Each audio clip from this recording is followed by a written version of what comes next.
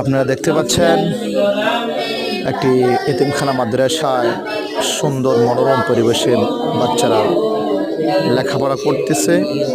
আপনারা যারা সামর্থ্যবান রয়েছেন আপনারা এই এতিমখানা মাদ্রাসাগুলির দিকে একটু সুনজর রাখবেন, যাতে করে এতিম অসহায় বাচ্চাগুলি তারা লেখাপড়া করে দিন ইসলামের পথে চলতে পারে। সেই মাধ্যমে আপনি একজন সফটওয়্যার জারিয়া সওয়াব পাবেন ইনশাআল্লাহ। আপনার অনুদান সহযোগিতার মাধ্যমে যে কোরআন শিখলে, হাদিস শিখলে, তারপরে যে আমল করবে যে পরিমাণ সওয়াব পাবে, আপনি যদি সহায়তা করি সেই পরিমাণ সওয়াব আপনার আমল আল্লাহ তাআলা দান করবেন।